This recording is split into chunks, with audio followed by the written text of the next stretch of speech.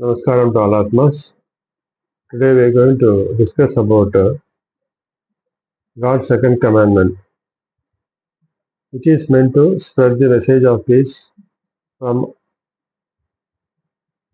nine main religious philosophies of the world, which is being followed by majority of people in the world. These are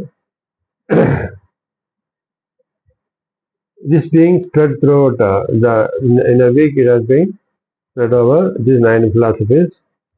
On Sunday we are taking Christianity and Judaism. Judaism and Christianity they form part of the Bible. Old Testament is Judaism, New Testament is Christianity. This will take one day on 1 week each. One week Judaism, another week Christianity. Monday will be Hinduism, Tuesday Jainism, Wednesday Buddhism, Budhwar Buddhism, Guruvar Guru Nanak's Sikhism, Shukrawar is meant for Islamic people, Islam, Quran, and Sufism. Sufism and Islam are both go hand in hand. So that is 1 week we've talked about Quran and another week on Sufism. And Saturday we are going to discuss on Zoroastrianism, followed by Parsis. These are the main nine religious philosophies which we will be touching upon on every day. The objective of this God's second commandment is to spread the message of peace in all religious philosophies, to tell the truth. All religions aim for human peace and not human destruction. Today, because of religious fanatism, there is religious intolerance is happening throughout the world that is disturbing the peace which so many countries engage in wars. So people they should realize that these are all the people in the world all belong to the God's children and all are God's creation, and we are all should live as a one world family and work for each other to bring the peace to humanity and world peace. That is the objective to spread through this God's second commandment. In this today we are going to discuss during Tuesday on the message of peace from Jainism philosophy. So we have earlier touched upon what is soul and all. Now we are going to talk about the path of liberation. What will you think of a person who runs up and down aimlessly? People who strive to progress without any aim in life never realize that goal. So what Jainism says is people run up and down aimlessly, just like a dog. It goes here and there without any aim. Similarly, people move right from morning till night. They rather run here and there and do some work. They spend gossiping and watching TV or doing chatting. And so many things they do without any aim.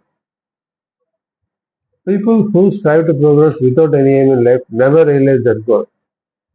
And there are people who work day and night in order to earn money. And they go on spend their time strenuously, tension, with all tension, and take loans from various people to see the business they grow. And they face failure, but that rejection lead to rejections. And they don't know what for they are doing. That is without any goal they will be doing. And ultimately they struggle and they face pain and sufferings. All spiritualistic philosophies declare that life is a journey and emancipation is the goal. So each human being should realize that not the question of earning money. Money is needed for living, but money is not the life. So after all, what is that we need? We need three times a day to eat and a place to rest. So if you have a contentment, then you see that whatever limited, there are people who earn crores.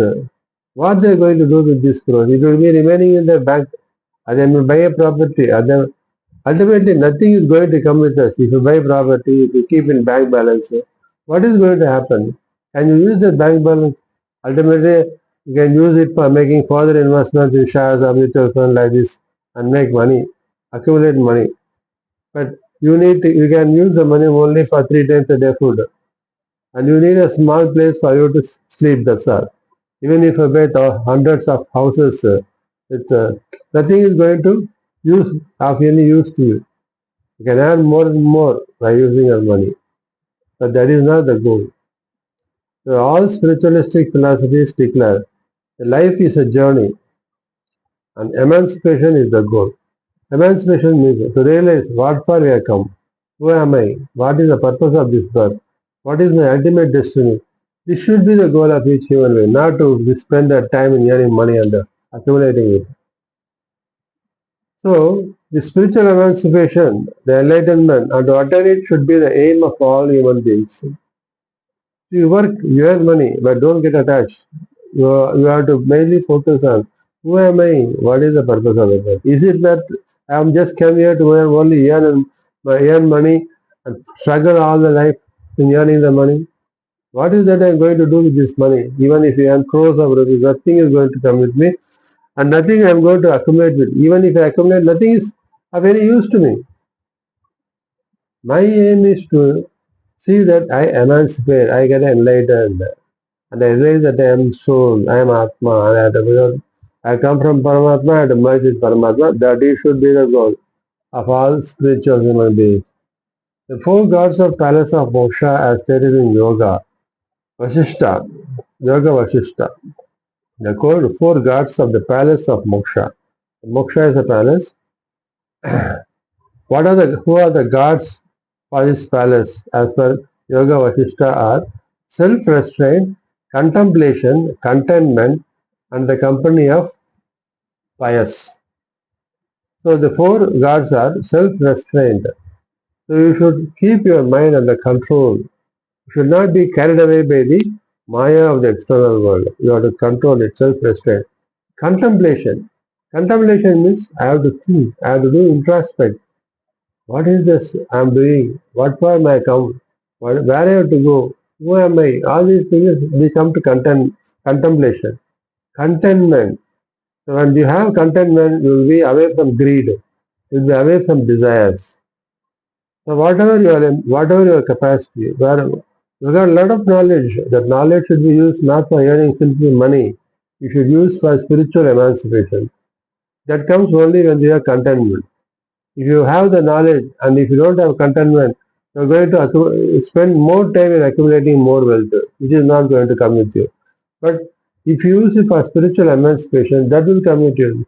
The amount of maturity you attain this life, that will continue in the next birth for you to complete your path of emancipation. And the company of pious, satsang. So you should be in company of pious people who are spiritually emancipated so that you can get their guidance to move in the right path of emancipation. Lord Mahavira says, faith, knowledge, and conduct together constitute the path of liberation. Faith. You should have faith in God, and you should know how to gain knowledge to reach the God, and conduct. And you have to do this Raja Yoga to meditate and see that you fine tune your buddhi to reach the God. And these three together, faith on God, knowledge to gain the God realization state, to fine tune the buddhi, and the conduct. To fine tune the buddhi, you have to do spiritual sadhana. You do this, you will go in the path of liberation. This is the path to be followed.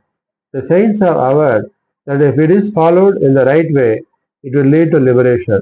Otherwise, it will lead to bondage. So, we should realize the purpose of our birth.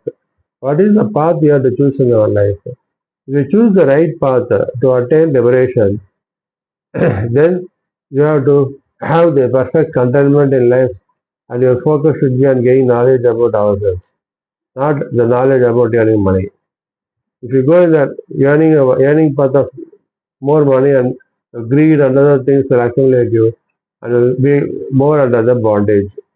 So liberation should be to be free from all kinds of bondage.